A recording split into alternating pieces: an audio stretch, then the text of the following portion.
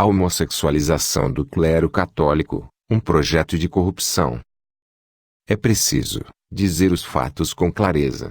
Os seminários católicos sofreram a infiltração sistemática de agentes externos, que disseminaram homossexuais por toda a estrutura da Igreja, com o fim de destruí-la, e isso em todos os graus da hierarquia. Neste sentido, o estudo de Michael Rose, livro Adeus Homens de Deus, apresenta uma vasta documentação, que não deixa margem para dúvidas.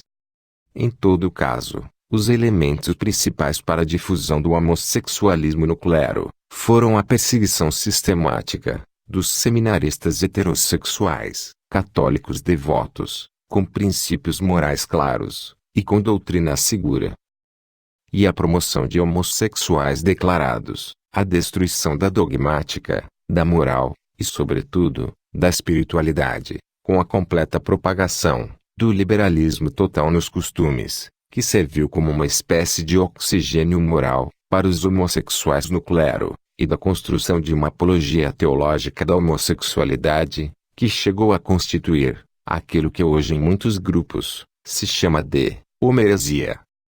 Uma reinterpretação completa da doutrina católica, em termos homossexuais, que se tornou o oxigênio intelectual para esse disparate. Aos poucos, construiu-se aquilo que Michael Voorhees chama de a rede, uma verdadeira organização comunista e homoherética, que ocupou a Igreja Católica em todos os níveis. A rede é constituída por clérigos homossexuais ostensivos, que se protegem e se reproduzem, atraindo para os seminários gays, de todas as proveniências possíveis, e que se autopromovem para os cargos de maior expressão na Igreja, tentando manipular a sua doutrina e teologia em seu próprio favor. Papa Francisco, o Papa de a Rede. Martel apresenta o pontífice argentino como uma espécie de Gorbachev e tenta salvar o sistema, e para isso, mudá-lo. Ele defende Francisco contra todo o complô que ele diz ter se instado para persegui-lo. No final, defende-se contra a acusação de ser um marionete de Bergoglio. E chega a falar demais, reclamando de que alguns digam que o livro foi encomendado pelo Papa. De fato, não temos como saber se o livro foi pessoalmente encomendado por Francisco.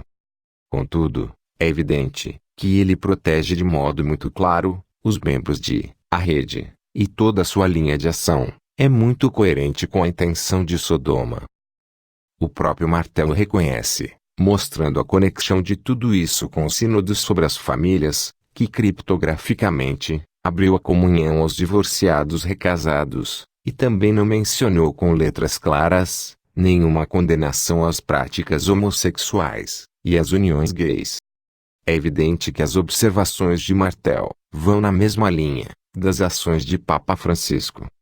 De um lado, visam a plena cidadania gay na Igreja Católica, e de outro, a ordenação de homens casados, que garantiria o coeficiente heterossexual no clero, segundo os princípios homossexualistas do autor.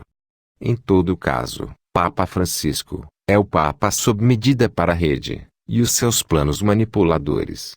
Assim como as fundações internacionais usam o aborto para corromper as mulheres e destruir, assim, as sociedades, a Rede está usando o homossexualismo para corromper o clero e, assim, destruir a Igreja. Isso não é propriamente uma novidade. No início do século XIX, as forças secretas na Itália publicaram um conhecido documento chamado Instrução Permanente para a Alta Venda. Ali, eles afirmam: o Papa, quem quer que seja, jamais virá às sociedades secretas. Cabe às sociedades secretas dar o primeiro passo em direção à Igreja, com o objetivo de vencer os dois. Não pretendamos ganhar os papas para a nossa causa, fazê-los neófitos dos nossos princípios, propagadores das nossas ideias. O que devemos pedir, o que devemos procurar e alcançar, assim como os judeus esperam do Messias, é um Papa, segundo as nossas necessidades. Alexandre VI, com todos os seus crimes privados, não nos conviria, porque jamais errou nas matérias religiosas. Esmagai o inimigo, qualquer que ele seja, esmagai o poderoso à força de maledicências, ou de calúnias, mas, sobretudo esmagai-o, no ovo. É preciso ir à juventude, é ela que precisamos seduzir.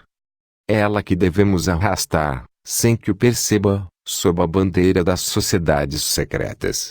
Ora, pois, para garantir-nos um papa nas proporções exigidas, trata-se inicialmente, de moldar para ele, uma geração, digna do reino com o qual sonhamos. Deixar de lado a velhice, e a idade madura, ide, a juventude, e se for possível, até a infância.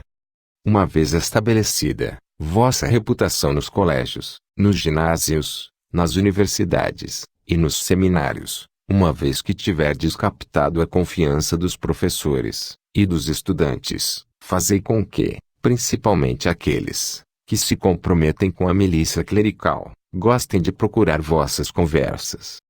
Essa reputação permitirá o acesso das nossas doutrinas, ao seio do clero jovem, assim como ao fundo dos conventos.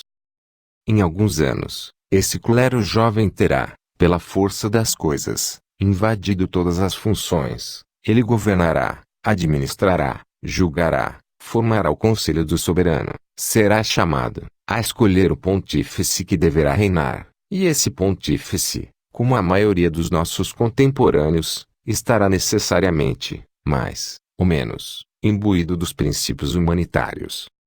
Que iremos começar a pôr em circulação é um pequeno grão de mostarda, que confiamos à terra, mas o sol das justiças desenvolvê-lo-á até o mais alto poder, e vereis um dia, que rica colheita, esse pequeno grão produzirá.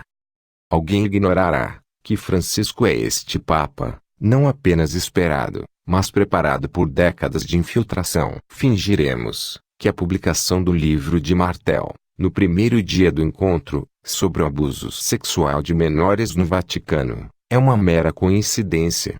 Não se trata de um diagnóstico sobre Sodoma, mas de sua apologia, implantação e apogeu na Igreja. Já é hora de acordar. A Igreja está quase completamente tomada pelos seus inimigos. Corromperam a maior parte do clero, e agora querem expelir a pequena porção, ainda saudável, que mantém a Igreja em pé. Ficaremos parados, cruzaremos os braços. Não, a promessa da Santíssima Virgem é clara. Como leigos, resistiremos a esse massacre, e o enfrentaremos, nem que seja, à custa de morte. A esta rede maligna, opomos outra rede. A rede dos consagrados à Santíssima Virgem. É hora de reagir. Assim como da primeira vez, sobre Sodoma, cairá o fogo do céu. A Igreja, como a família do justo Lot, não toma parte nesta iniquidade, e não recuará nem 1 milímetro. São duas cidades em luta, de um lado, Sodoma, do outro lado, a Jerusalém celeste. Reconheceremos estes prevaricadores onde estiverem, e os denunciaremos. Se eles não temem mais a Igreja, temerão o povo. Continuaremos fiéis à virtude, conservaremos a fé, manteremos íntegra a observância do celibato, e teremos inteiramente inabalável o fogo da nossa entrega, pois sabemos que, como disse Nossa Senhora em Fátima, no fim, o meu imaculado coração triunfará.